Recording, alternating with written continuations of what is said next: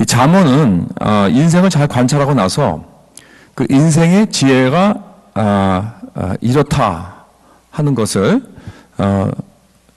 그 말해주면서 우리가 삶을 살아갈 때 지혜로운 그러한 인생을 살아가라는 그러한 아주 중요한 우리 삶에 있어서 아주 실용적이고 아주 우리 생활에 직접 어플라이 할 수 있는 그러한 말씀들입니다. 근데 이 잠언을 잘 읽어보면 인생을 크게 두 가지로 이렇게 경험으로 이렇게 나눕니다. 크게 두 가지 경험으로 나누는데, 물론 뭐 인생이 뭐 다 이렇게 극적인 건 아니고요. 항상 이렇게 그냥 뭐 이렇게 크게 이렇게 업앤다운이 크지 않죠. 보통 이렇게 꾸준히 그냥 갑니다. 대부분이. 그러다가 이제 일이 납니다. 일이 생기게 돼요. 그렇죠? 그래서 이렇게 만약에 뭐 그래프를 그린다면, 왜 그래프를 그린다면 뭐 인생이 그냥 이렇게 뭐 일어난 일 별로 없이 그냥 이렇게 그냥 이렇게 가는 것 같아요. 인생이. 그러다가 이제 어떤 고난이 오거나 무슨 사건이 터질 수가 있습니다. 그러면 그게 이제 이게 스파이크 팍 되죠. 그렇죠? 그것이 좋은 일일 수 있고 또 나쁜 일이 될 수가 있어요. 뭐 여러분 로또 하시는 분은 없겠지만 로또를 당첨됐다. 그래 갑자기 뭐 몇백만 불을 탔다. 그러면 뭐 좋은 일이겠죠. 어쨌든 간에. 아니면 내가 무슨 뭐 사업을 했는데 예상치도 않게 막 터졌어요. 뭐가 터져가지고 막 잘 됩니다. 뭐 그런 일이라든가 뭐 그러면 좋은 일이겠죠. 그러면 이제 이게 아마 이게 이 그래프가 굉장히 이게 팍 뛸 거예요. 그렇죠?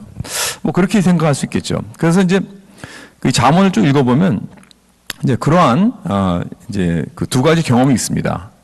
그래서 이 좋은 경험이 될 수도 있고 또 굉장히 이렇게 악한 나쁜 경험이 될 수가 있습니다.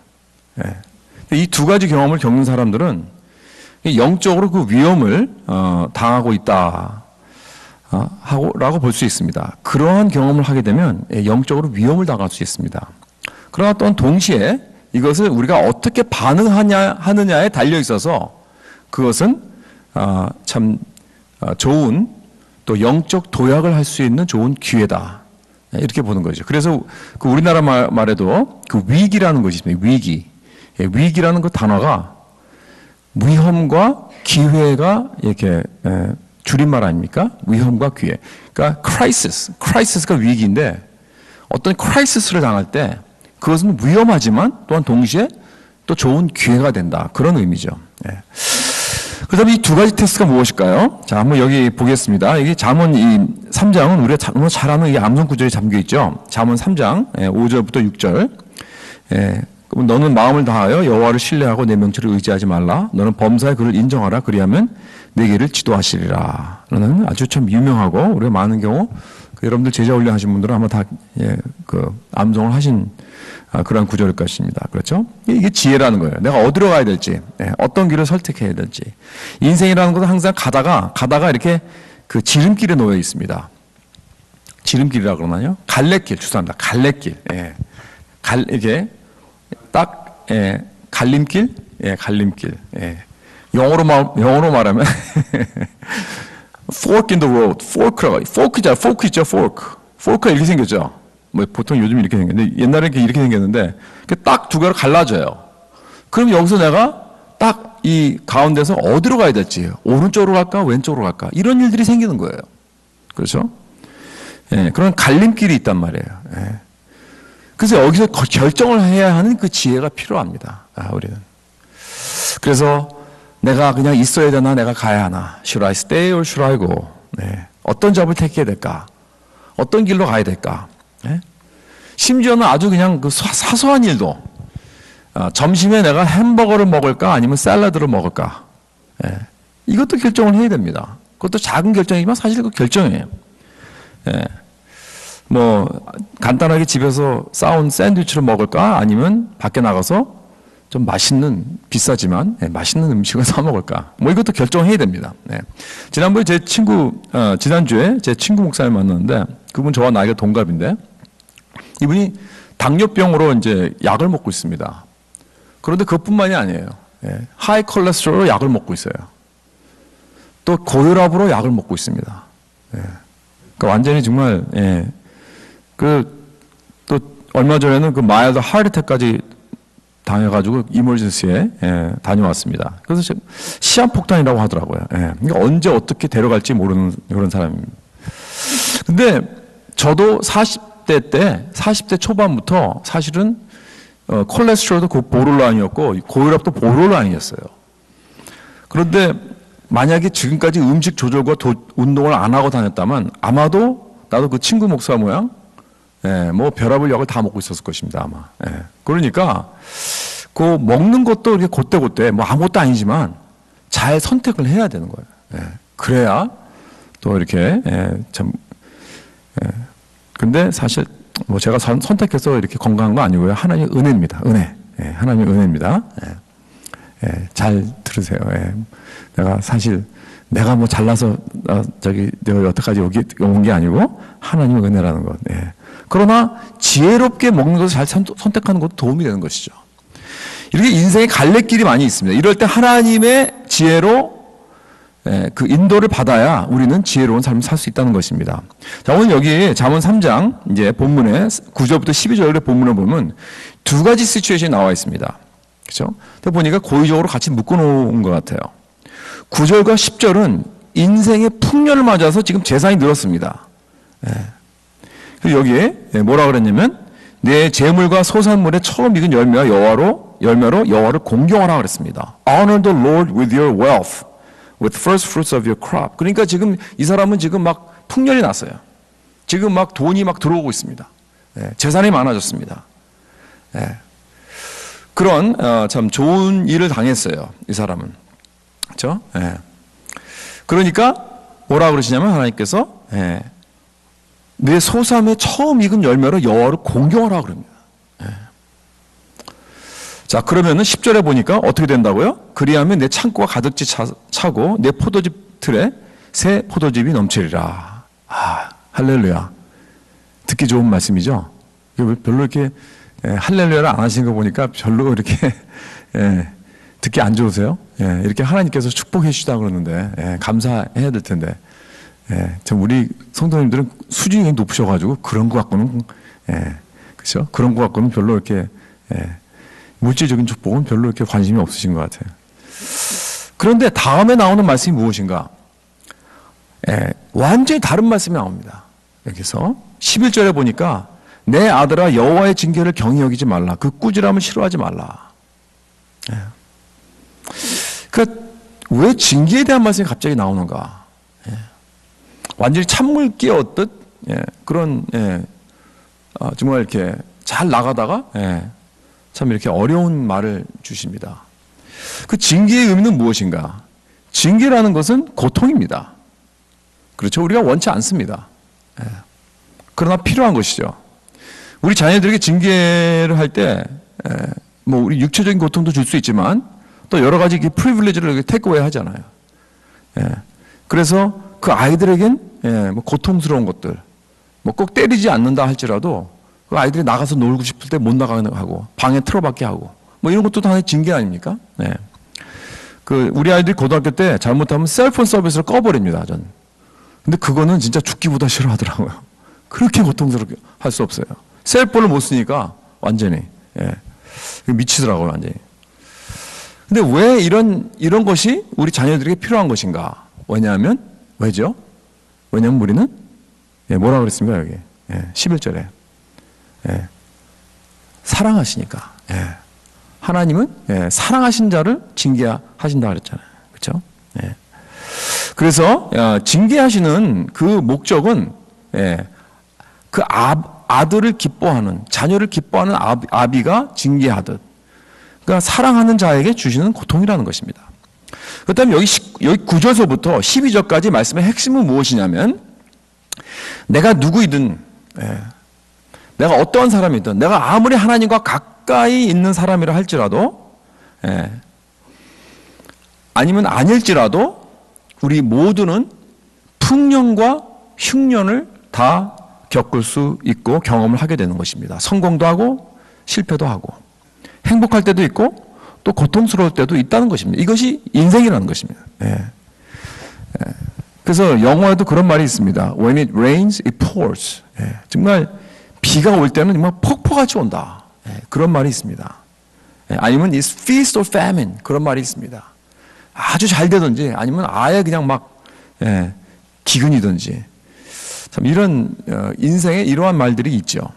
그러나 보통 우리 인생은 참 이렇게 뭐 그렇게 극단적인 그런 일들이 이렇게 자주 일어나는 건 아니고요.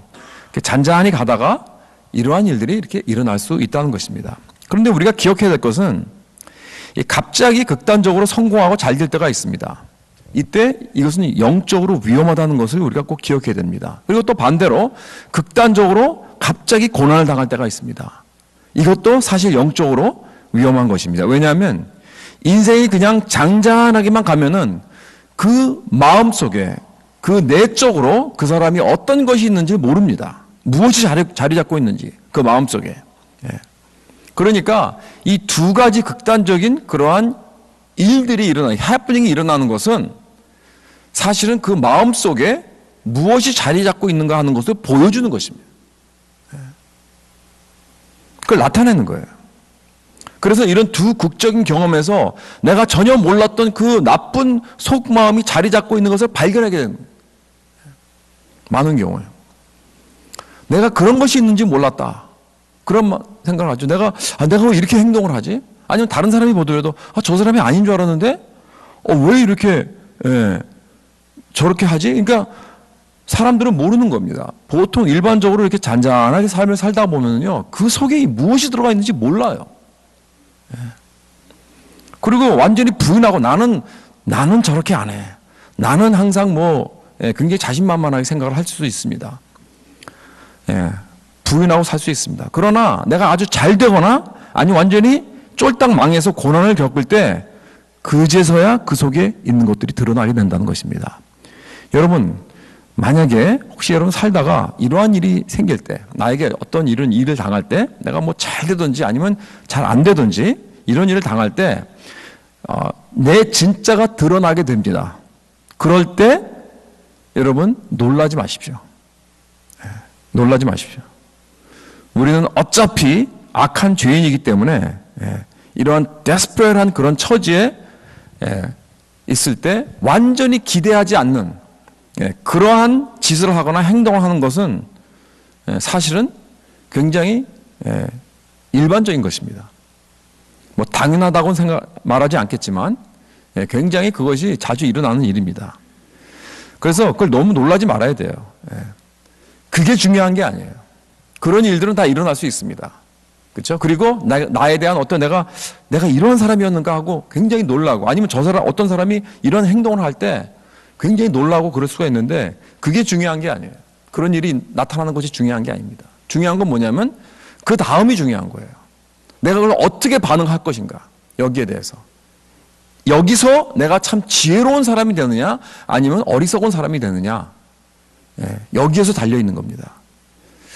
그래서 그것을 내가 나의 이런 모습, 내가 생각하지도 못하는 그러한 나의 무슨 내가 행동을 했다든가, 나의 어떤 무슨 내가 어떤 성질을 부렸다든가, 화를 냈다든가, 아니면 막 이상한 행동을 했다든가, 사람을 막 공격을 했다든가, 이런 보통 때는 전혀 그러지 않았는데 그러한 행동을 할 때 그걸 내가 인정하고 받아들이고 회개하고 돌이키고 할 때 내 삶을 변화받고 이제 거기서 이제는 어떤 새로운 그런 지혜로운 그런 길로 들어서는 것입니다. 그렇다면 나는 지혜로운 자예요. 그걸 인정하고 내가 정말 이렇게 악하구나. 나에게 이런 모습이 있었구나. 이런 것이 내가 도사리고 있었구나. 그것을 내가 깨달았고 그래, 나는 정말 죄인이구나. 그리고 그것을 받아들이고 회개하고 돌이키고, 또 내가 누구에게 혹시 거슬렀다면, 내가 누구에게 좀 죄를 졌다면 그 사람에 가서 내가 용서를 구하고, 그리고 그렇게 해서 이제 앞으로 그러한 그 행동 때문에 다시 내가 내 삶을 세워 나간다면, 제대로 세워 나간다면 나는 지혜로운 자가 될 것입니다. 그러나 반대로 그걸 내가 숨기려고 하고 부인하고 자꾸 억누르걸 하고, 오히려 다른 사람을 원망하면 더욱 나는 어리석은 자가 되는 것입니다. 분명한 것은 이런 일이 있고 나서 중요한 것은 뭐냐면 절대로 나는 그 제자리에 있지 않는다는 거예요. 그대로 있지 않습니다. 나는 한 발자국 더 지혜롭게 나가지 않으면 더 어리석은 자가 되는 거예요. 내가 어떻게 반응하느냐에 달려있는 것입니다. 이것이 바로 두 가지 테스트입니다. C.S. 루이스가 참 아주 좋은 예화를 들었어요.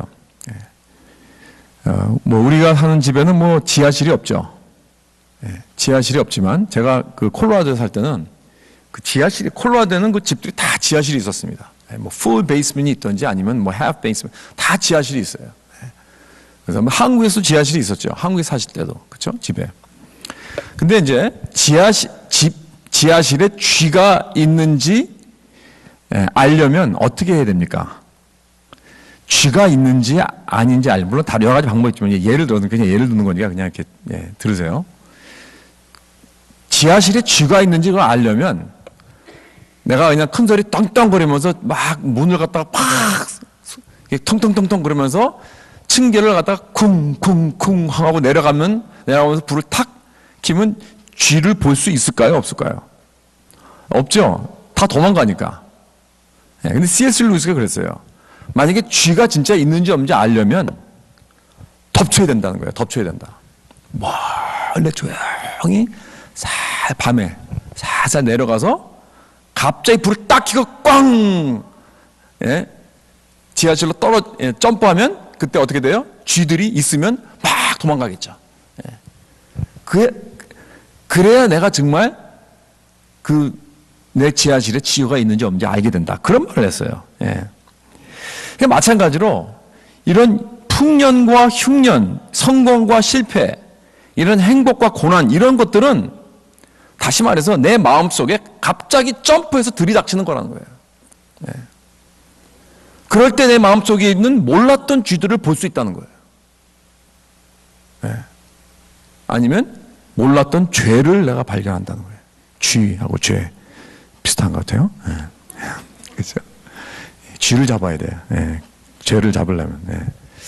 그래서 참 이런 말을, 저 사람은 나 참 좋고 겸손한 사람인지 알았더니 돈을 많이 벌고 나서 변했어. 이런 말 하죠. 잘 되더니, 잘 나가더니 저 사람 완전히 아니더라고. 완전히 변해버렸어. 아주 교만해졌어. 아닙니다. 그게 아닙니다. 돈을 벌어서 교만해진 것이 아니라 성공이 그의 교만함을 보여준 거예요. 그 안에 있던 쥐가 나타난 겁니다. 또 저 사람은 참 믿음이 좋은 줄 알았는데 어려움이 오고 시험이 들고 나서 저렇게 변했어. 아닙니다. 그 사람은 참 믿음이 좋고 겸손한 사람이 아니라 고난이 그의 사람의 믿음을 연약하게 한 것이 아니라 고난이 그 사람의 참 믿음을 보여준 겁니다. 이렇게 두 가지 테스트는 우리를 더욱 지혜롭게 해주거나 더욱 어리석게 해줍니다. 절대로 그냥 그대로 있지 않습니다. 그 다음에 이제 10장으로 넘어가면, 10장으로 넘어가면 이제 16절하고 25절에 보면 이런 말씀이 나오죠. 의인의 수고는 생명에 이르고 악인의 소득은 죄에 이르느니라 그랬습니다. 의인의 수고는 생명에 이르고 악인의 소득은 죄에 이르느니라. 근데 여기 의인의 수고는 생명에 이르는데 이 수고라는 말이 그 레이버라는 말도 되지만 그 영어로는 어떻게 트랜슬레이트 되냐면 wage라서 그렇다. wage. wage라는 것은 삭시입니다. 내가 열심히 일해서 노력해서 얻은 삭시예요. 삭. 그러니까 임금. 그렇죠? 그렇다면 의인의 삭은 생명에 이르고 악인의 소득은 죄에 이른다는 말은 그 의미는 무엇입니까? 여러분 잠언에서 의인을 일반적으로 어떤 사람으로 표현하냐면 의인이란 무슨 어떤 무슨 거룩한 사람 이런 게 아니고요. 의인이란 하나님을 의지하며 사는 사람입니다. 하나님과 관계를 맺고. 그리고 그 사람은 의인은 항상 자기가 희생하면서 주위 사람들을 이렇게 돕는 사람입니다. 풍성하게 하는 사람, 살리는 사람입니다. 자기는 오히려 희생하면서. 그래서 자기의 어떤 재산과 재물과 또 자기의 모든 자원을 가지고 능력을 가지고 자기가 희생을 하면서 남을 이렇게 세워주고 살려주고 하는 그러한 사람이 의인이라고 이렇게 나타납니다. 반대로 악인은 어떤 사람인가? 악인은 하나님하고 관계 않고 자기 마음대로 사는 사람인데, 그 사람은 남을, 반대죠, 완전히. 남을 이용해서 자기가 이기주의적으로 착취하는 것입니다. 자기가 베네핏을 얻는 거예요. 그러니까 의인은 자기가 희생해서 남을 베네핏 시켜주는 것이고, 악인은 남을 이용해서 자기 자신을 베네핏하는 사람이다. 이렇게 이 자문에서 많이 이렇게 설명을 합니다. 그러니까 내가 지혜롭고 비이기주의적인 그런 의로운 사람이라면, 남을 생각하고 내가 자신을 희생해서 남을 생각하는 그런 사람이라면, 내가 성공을 하게 되면 어떻게 되죠? 성공을 하게 되면 나는 더욱더 지혜롭고 더욱 주위 사람들에게 축복을 하는 의인이 될 것입니다. 그렇죠? 나는 그런 의인이니까. 그렇죠? 나는 항상, 그러니까 내가 축복을 받잖아요. 내가 뭐 재정적인 무슨 재물적인 축복을 받게 되면, 그렇게 되면 더 그것을 가지고 나는 희생하고 또 더 많은 사람들을 돕고 하나님 나라가 확장되고 이런 일들이 막 일어날 것입니다. 그렇죠? 그런데 내가 어리석은 자라면 돈을 많이 버는 것처럼 불행한 일은 없습니다. 왜요? 난 계속 더욱 어리석고 이기주의적인 그러한 사람이 될 테니까. 오히려 강도가 더 깊어집니다. 옛날에 돈이 그냥 별로 없었을 때는 내가 아무리 뭐 어리석고 이기주의적이고 그런 행동을 해도 뭐 그냥 그렇잖아요. 심하게 할 수는 없습니다. 그러나 돈이 많아지면요 더 심해집니다. 더 심한 죄를 짓게 됩니다. 그렇죠? 그러니까 어리석고 악한 사람이 돈이 생기면 더 어리석고 더 악해지는 거예요. 만약에 여러분들 자녀들이 무슨 내가 얘들이 악한 짓을 하고 다니는 걸 내가 알아요. 뭐 마약을 한다든가, 뭐 맨날 뭐 클러빙을 간다든가, 뭐 하여튼 이게 난장판 살고 그런 애가 알면서도 계속 그 애에게 돈을 주면 어떻게 되는 거죠? 그 인생 망치는 거예요. 악한 짓을 하는 사람은 돈줄을 끊어야 됩니다. 그러면 더 그래도 그 돈 갖고 더 악해지지 않잖아요. 그렇죠? 그러니까 어떤 사람은 돈을 많이 벌지 않는 것을 천만다행으로 생각하십시오. 여기 그런 분 계십니까? 난 정말 돈을 많이 안 벌, 천만다행이다. 저는 솔직히 말해서 저는 그렇습니다. 우리 와이프하고 가끔 그렇게 얘기를 하는데, 야 정말 우리가 만약에 목사가 되지 않고 만약에 돈을 버는 어떤 잘 버는 비즈니스맨이 됐다면, 야 당신 어떻게 됐을까? 못 봐줄 정도로 완전히 그리고 막 이러고 다녔을 거다. 막 이러고 막 이렇게 하고. 우리 아이들은 완전히 스포일 돼가지고 아무것도 그냥 하지 못하고 있고, 뭐 교회를 다니는지 안 다니는지. 참 그런 것 같아요. 우리 인간은 죄의 결과를 없애버리잖아요. 어떠한 악한 짓도 할 수 있습니다. 우리는. 그런 사람들이 됩니다. 그러니까 뭐 대량 학살이라는 건 뭐 인종 말살 뭐 이런 죄들, 이런 것들이 나오는 거예요. 보통 때 같으면 상상도 하지 못하죠. 어떻게 인간이 탈을 쓰고 뭐 이런 일을 할 수 있느냐, 이런 생각을 하고 그러죠. 그러나 여러분 생각을 해보세요. 많은 사람들이 참여를 하죠. 그리고 거기에 대한 죄에 대한 결과가 없어 봐요. 그 결과가 없어 봐요. 그렇다면은 어떤 죄라도 범할 수 있는 사람들이 바로 우리들입니다. 여러분들 중에서 그렇죠. 내가 어떤 나쁜 짓을 하고 싶어서도 그런 마음이 은큼히 생겼는데 그것을 하지 않는 이유는 그렇게 했다가는 걸리면 그 결과 때문에 두려워서 하지 않는 경우가 얼마나 많습니까? 만약에 그런 결과가 없다고 생각해 보세요. 전혀 그럴 위험이 없다고 생각해 보세요. 그럼 막 합니다. 이게 우리들입니다. 이게 인간입니다. 그러니까 이것이 바로 성공하고 권력 있는 사람들의 문제 아닙니까? 요즘 그 미국 뉴스에서 계속 나오는 게 뭐예요? 지금 미국 뉴스에 나오는 게 계속 지금 유명 인사들이 계속 떨어지고 있습니다. 배우라든가 이런 사람들, 셀러브리티들, 미국의 그 정치인들도 마찬가지고 계속 지금 떨어지고 있습니다. 그리고 무슨 유명한 앵커 같은 사람들도, 그렇죠? 찰리 로즈, 지난번에도 말씀드렸지만, 맷 라워 이런 사람들, 뭐 얼마나 유명한 사람입니까? 최고 아니에요. 모닝쇼에서 최고입니다. 이 사람, 이 남자가. 그런데 자꾸 떨어져요. 왜? 성희롱 죄로. 성희롱으로. 사람들이 막 나오는 거예요. 여자들이 나와가지고 옛날에 이렇게 당했다. 이런 사람들이 왜 이런 짓을 하는가? 다 인정을 해. 본인들이 인정을 했어요. 그 왜 이런 짓을 합니까? 왜냐하면 이런 환경 속에서 아무도 이들을 막지 않았습니다. 자기의 그 죄의 결과를 아무도 경고하지 않았어요. 폭로하지 않았습니다. 그리고 이 사람 자꾸 성공해요. 잘 나가요. 그러니까 이런 짓을 그냥 해도 아무런 결과가 없잖아요. 결국엔 결과가 났지만 결국에는 그렇죠. 근데 이런 것들이 나타나게 하는 것이 바로 이 두 가지 테스트입니다. 그렇다면 내가 어리석고 이기주의적인 그런 사람이라면 나에게 있어서 가장 불행한 것은 뭔지 아십니까? 잘 되는 것입니다. 자꾸 일이 내 마음대로 잘 되어가는 것입니다. 경제적으로 성공하는 것입니다. 여러분, 내가 내 마음대로 내가 기도한 대로 뭐든지 잘 된다고 좋아하지 마십시오. 어떨 땐 내 마음대로 안 되는 것이 축복입니다. 그걸 알아야 돼요. 물론 성공하고 경제적으로 잘 되는 것이 다 나쁜 건 아닙니다. 그것이 나쁜 것은 언제냐? 그것을 내가 어떻게 핸들할 줄 모를 때, 그때 나쁘게 되는 것이죠. 여기 잠언 10장 25절에 뭐라 그랬어요? 회오리 바람이 지나가면 악인은 없어져도 의인은 영원한 기초 같으니라. 그러니까 의인은요, 잘 되건 흥하던 망하던 흥망, 맞습니까 이게 말이? 흥하던 망하던 흔들리지 않아요. 흔들리지 않습니다. 뭐 잘 돼도 흔들리지 않죠. 망해도 흔들리지 않습니다. 그렇죠? 회오리 바람이 지나가면 악인은 없어져도 악인은 없어지죠. 악인은요 잘 되거나 망하거나 그러면요 없어져요. 없어져요.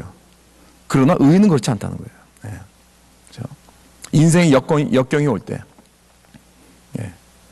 그때 우리의 기초가 무엇인지 보여주는 것입니다. 지혜로운 자는 인생의 역경을 만나도 절대 흔들리지 않아요. 고난을 견딥니다. 그런데 어리석은 자는 고난을 견디지 않아요. 견딜 수 없어요. 내가 당하는 역경, 어려움, 풍랑, 이때 난 계속 든든히 서 있는가? 아니면 사라집니까? 떠나갑니까? 일어나지 못합니까? 위험이 당했을 때 그때 보면 쏙 빠진 사람들이 있어요. 또한 다른 사람들을 원망한 사람이 있습니다. 더 이기주의적이 되는 사람이 있습니다. 위험이 닥쳤을 때. 그런데 또한 반대로 보통 때는 잠잠하고 조용한 사람 같은데 뭐 있는지 없는지 잘 모르는 사람인데 위험이 닥쳤을 때 딱 일어나는 사람이 있어요. 남을 격려하고 감싸고 희생하고 진리의 편에 서고 약한 사람의 편에 서는 그러한 사람들이 있더라고요. 보통 때는 몰랐는데 착 일어나더라고요. 그러니까 우리는 이때의 기초가 무엇인지, 그 마음속의 우상이 무엇인지 우리는 볼 수 있다는 것입니다. 바로 이 구절이 그걸 말하고 있는 것입니다. 내가 고난을 받고 있을 때 내 안에 이기심이 드러납니다. 내 안에 그 불안감이 드러납니다. 내 안에 욕망이 드러납니다. 내 안에 그 분노가 드러납니다. 교만이 드러나게 되어 있습니다. 이렇게 이 두 가지 테스트는 우리의 마음의 죄악을 보여주는 것입니다. 나의 교만, 나의 이기심, 나의 욕심 무엇인가를 보여줍니다. 근데 그뿐 아니라 내 안에 들어가 있는 진짜 우상을 보여주는 거예요. 진짜 우상. 내가 지금 무엇을 의지하고 믿고 있는가를 보여주는 거예요. 그걸 어떻게 하냐면 내가 정말 원했던 것이 되지 않았습니다. 뭐 내 사업이라든가 내 직장이라든가 내 자녀라든가 내가 목표로 했던 무엇이 다 잃어버렸어요. 빼앗겼습니다. 그렇게 됐을 때 내 반응이 무엇인가? 그러니까 난 더 좋은 사람이 되든 아니면 완전히 한을 맺고 쓴뿌리 사람이 되든 둘 중에 하나가 될 것입니다. 내 마음에 하나님이 중심인 사람은요, 이 중요한 것을 잃어버려도 물론 당분간 힘들 수는 있습니다. 슬프고 어렵습니다.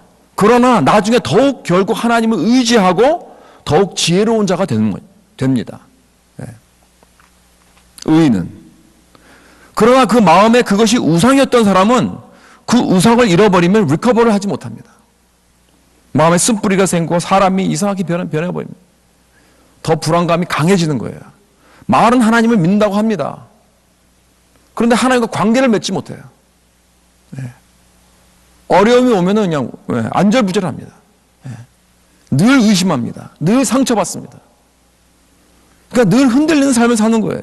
그 이유는 그 사람의 마음에 정을 강하게 붙인 우상이 있어서 그런 것입니다.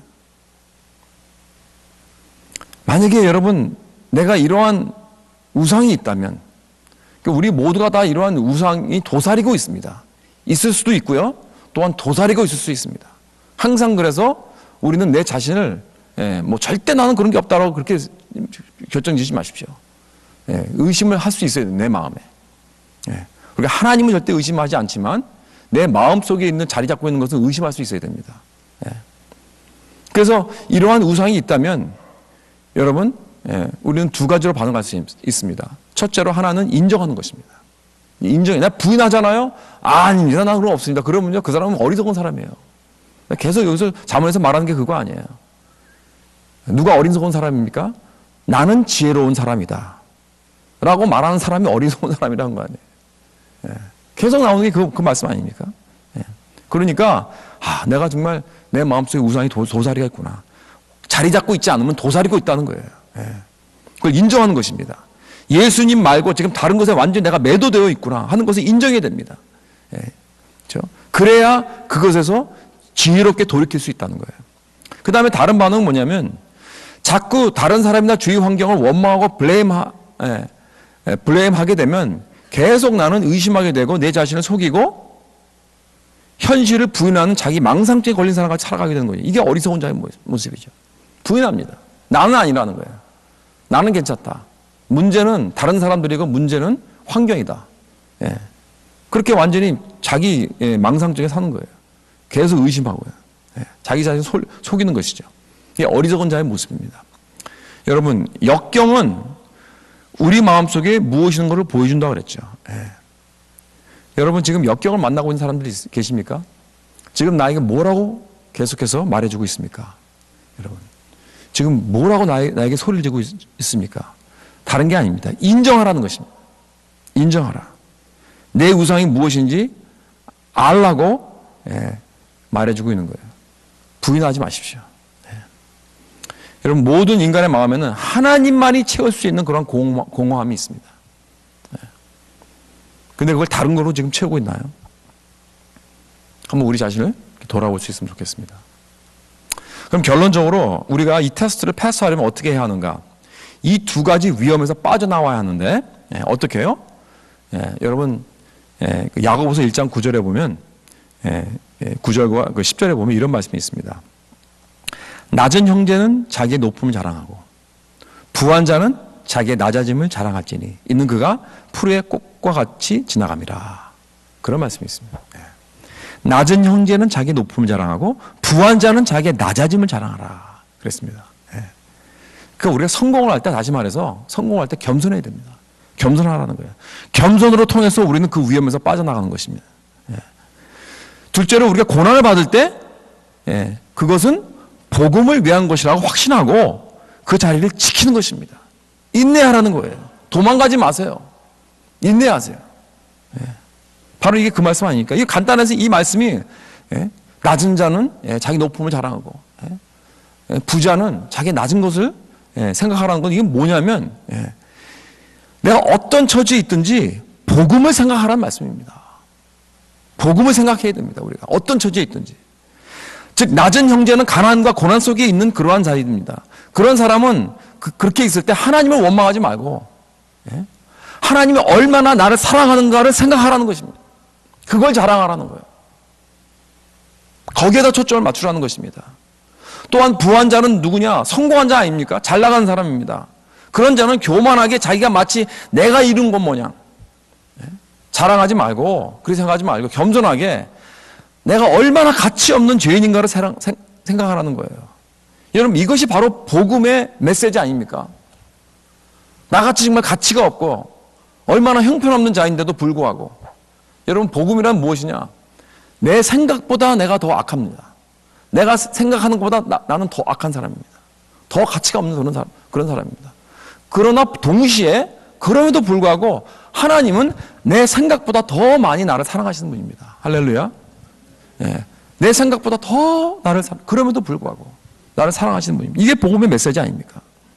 그러니까 나같이 정말 가치 없고 죽어 마땅할 그러한 자임에도 불구하고 하나님 나에게 은혜를 베푸시고 사랑하십니다. 내가 뭘 잘해서 구원받는 것이 아닙니다. 오직 예수 그리스도의 공로만이 나를 구원하셨다는 것입니다.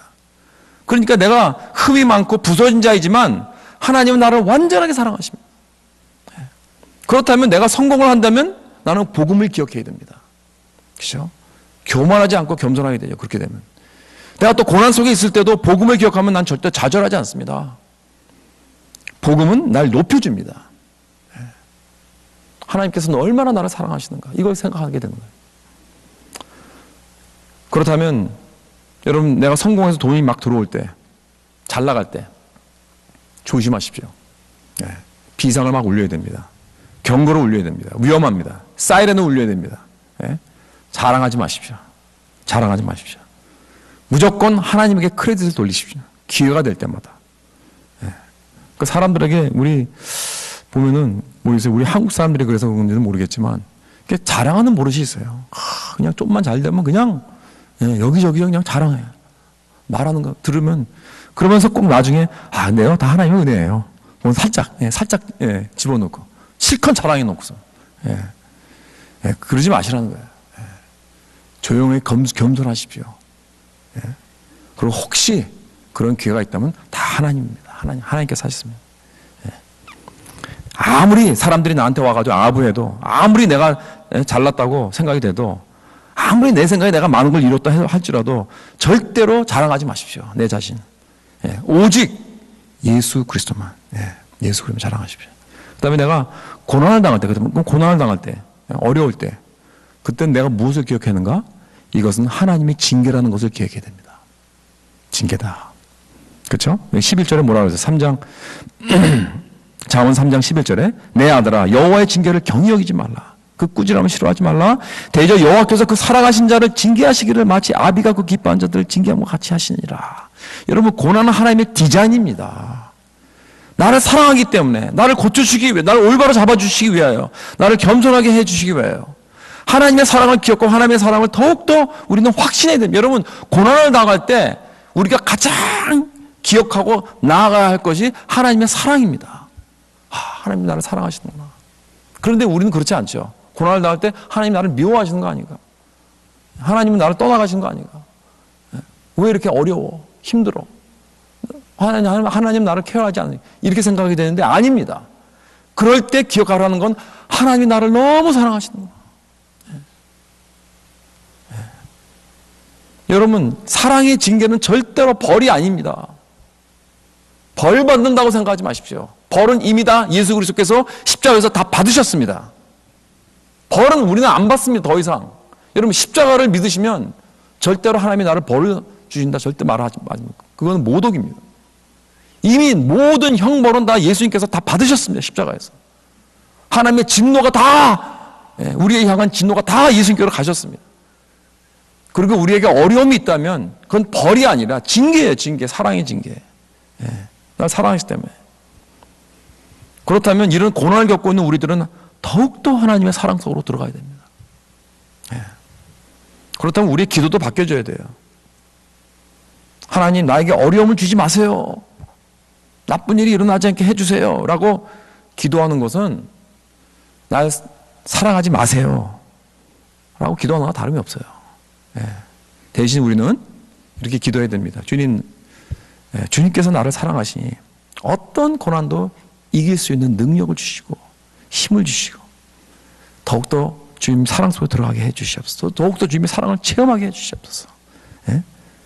그 고난을 통해서 더욱더 내가 영육간에 더욱더 강건하게 주님 앞에 가까이 나갈 수 있도록 힘 주시옵소서. 우리 계속 얘기했죠. 사도 바울이 쓴 모든 편지들 다 보세요. 13 편지 다 보세요.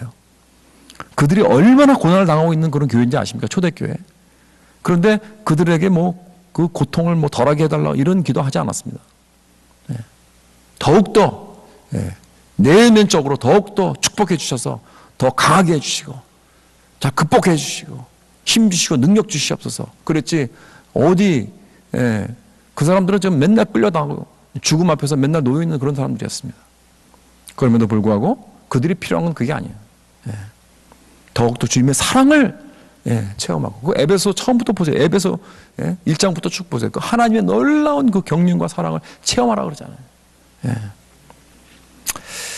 사랑하는 성도 여러분, 어떤 상황 속에서도 내가 부하게 되든 가난하게 되든 성공하든 실패를 하든 잘되든 역경이든 오직 복음으로 잘 반응하여서 지혜롭게 더욱 주님 앞으로 가까이 전진하는 저와 여러분 되시길 주님의 이름으로 축원합니다.